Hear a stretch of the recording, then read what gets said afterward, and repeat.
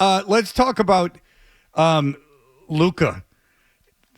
How unique? Good. He's really, really good. He is good. Offensively, he is, and Kyrie too. I mean, the offensive display that those two put on. But I'm wondering, like in all the players that you've seen over the years, has there ever been a bigger disparity, especially from two players on the same team, with what they're able to do offensively and what they're unable or unwilling to do defensively? No, and I know what it says about the. I can't remember, to be honest with you. I also don't know what it says that two guys like that can get a team to all the way to the finals. You guys all follow it. Name three other guys on the roster between those two for the Mavs. You can't. I've been watching them play for. Yeah, Washington. Maybe the kid from Duke. It looks like he's pissed off most of the time. Lively. Lively. That's how I refer to him, too, by the way. Every time I see him, I'm like, Duke. You're lucky you're a tall kid. Yeah. And you just went to Duke like everyone else. But there has to be, like, part of me, Mike, really likes watching some of the shots that both Luka and Kyrie take, because they're not limiting themselves to right underneath the basket or three-pointers. They're willing to take those mid-range shots, either jumpers or fall-aways. And I like watching their game to that extent, but it's got to be so frustrating for Mavericks fans to see them essentially do nothing on the other end of the court. I know. How about the emotional trip that those fans took last night at the game? They're up 13 in the first quarter, going crazy. Suddenly it's 1 at the half, then they get blitzed in the third quarter. Then it looks like a blowout, and people start to leave, and they outscore themselves, 20-2? 22 at one point there? Yeah. Yeah. And you get back and almost pull it off. But I think, even though the Celtics won't let you say this word, the P word is going to start to be thrown around here soon. You know what the P word is? No. Bunch of people get together and walk up and down the street. It's a posse? Parade?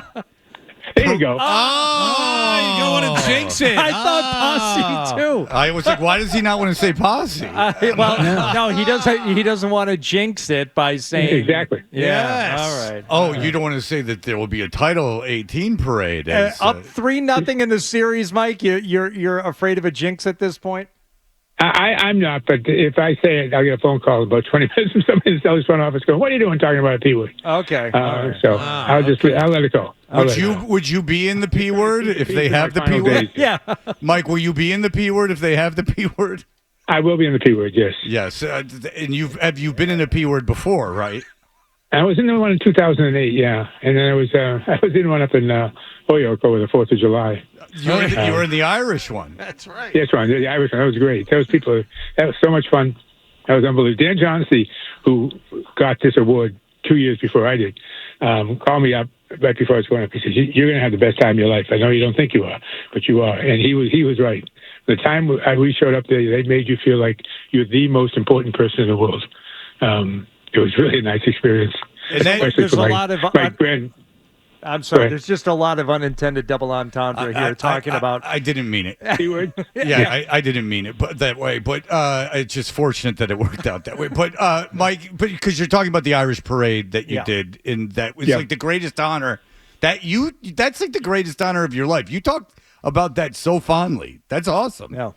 Yeah. Well, to have my name on a plaque next to John F. Kennedy, I was like, okay, you sure you want to put that there? Yeah. That was pretty. I don't save too many pictures. I saved that one though. Good for you. At this point, is there anyone more important on this team than Jaylen Brown? Because it's close, and they're playing a real team brand of basketball, which I appreciate. I'm sure you do. But is there anyone more important to the Celtics when it comes to closing this thing out? Well, I tell you, I think Jason has done it very quietly, even though the coach disagreed with me the other day when I tried to ask him this. I think he has given up part of his game for the greater good. And the greater good is the opportunities that Jaylen Brown gets with the ball. But Jason Tatum has, for a guy who 3 or 4 years ago was stuck with the ball in his hands all the time and didn't know what to do with it, now he gets rid of it, he moves it, he gets people moving. He's really done a really nice job. He's become the best rebounder on the team. Both those guys. I mean, they lived up to their reputation. It's not often that both guys can do that with two of the team. It took the Mavs 5 games or 4 games, whatever it is, 3 games. How much? 3-0. Yeah, 3 games to actually get the act together in terms of getting the Kyrie 30 and getting the other guy 30. But I don't know. Do you think who do you win tomorrow night? The Celtics win tomorrow night and put them away. Mavericks are the favorite, and a 1 point. The Mavericks are the favorite, really? I was surprised too. Coming in this morning, the Mavericks were a 1 point favorite, and I don't know how this works, so I'm just talking out of my ass. But I heard the guy on the radio say, "Sharp money is going on Dallas again." I guess it did last night, and I guess it is again tonight. Early money. At one point, about 5 o'clock last night, I called a pal of mine who's in that business, and he said 82% of the money coming in was on Dallas. Wow. Yeah. And I guess it's like that again for Game 4, according to this morning. But I always feel guilty talking about it because I don't know what the hell I'm talking about. But I'm just repeating someone. That's what it must be those guys sitting with the cowboy hats in the first row. Exactly. Sure. Yeah, exactly. I guess and if you wanted to put money on like Dallas as an underdog last night for a nice payout to win outright, I get that. Or even, okay, if they were 5-point underdogs last night, yeah, I think Dallas would have been worth a bet. But now it just seems so obvious that they don't have enough to stop the weapons that the Celtics have. And to me, that continues to be the really fun and impressive part of this finals series is you're getting contributions from Derek White and Drew Holiday, and yes, of course, Brown and Tatum. But Dallas's big two aren't getting contributions from anybody to help them. How about Xavier Tillman? Huh? Knocking down a 3 from the corner, playing good defense. Fred's all over it. Yeah. Oh, yeah. Fred is all over it. The Michigan State guy. Tillman, I mean, you can tell no moment's too big for him. Tillman comes in the game, and he just says, I belong here. Tom Izzo, thank you very much for molding me into the man I am today. Thank you. Yeah, that's the guys tell us about Pritchard. Pritchard steps on the court. He's absolutely convinced he's the best player out there. And that's what carries some of these guys, too, greater than you would expect. Obviously, Tillman last night finally gets a chance to play and buries the first 3 of his career, kind of, wasn't it? Something like that. Or something. Yeah. He's not used to getting the ball in the corner. Mike, I would imagine, if even for a casual basketball fan, it's really tough to root for Luka Doncic. I mean, he's one of the best 3 players in the league. He was an MVP finalist, but watching him last night, he's fantastic offensively, but the rest of his game, the defense, the constant complaining, he made a just stupid foul that they had to challenge. It was an obvious foul, and they only challenged because Luka was yelling at him to do it, and it cost them. He basically cost them the game last night. Well, he did.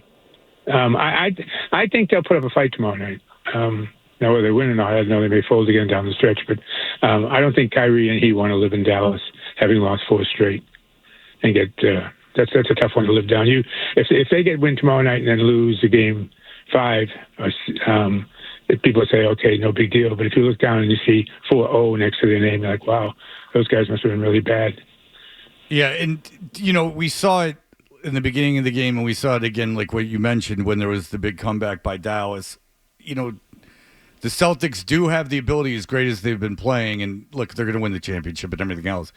So I'm not bad-mouthing them in any way, but they do have the ability to take their foot off the gas, and, they do. And so so the notion that you're right, that Dallas just doesn't want to be embarrassed and comes out, and maybe the Celtics are kind of running on fumes, because Jaylen Brown after the game was like, this seems like unreal. They know they're going to win the championship. They can feel it. It's got to be a weird feeling. What do you think? Do you think that's crazy that Dallas is a 1-point favorite on for Game 4? Yes, I do. I mean, I think it's crazy. The Celtics won 10 in a row. In the postseason. Yep. They're almost perfect on the road. Why would you suddenly make this team that has gotten blitzed in 3 straight games now suddenly the favorite? I don't get that. Yeah. Unless but then again, nobody's making rational decisions on this. It just depends upon how much money comes in on what side. Sure. And so I think this obviously is a lot of oil money and a lot of cattle money, or cow money, whatever you want to call it down there. Just people destroying the planet. Yes, indeed. They're going on the home team. I don't know. There were about 4 guys sitting there last night at one shot, all with these cowboy hats on in the first row, and you figure, those are the guys who screwed up the odds right there. Yeah. That makes sense. Mike, just real quickly, what do you think of Mazzulla and the way he's coached, not only in this series, but throughout this postseason? I think he's terrific. I really do. I'm prejudiced. I've known him for a long time, since he was in high school. But I think he's doing a terrific job, and I think he's going to be a Celtic coach for a long time.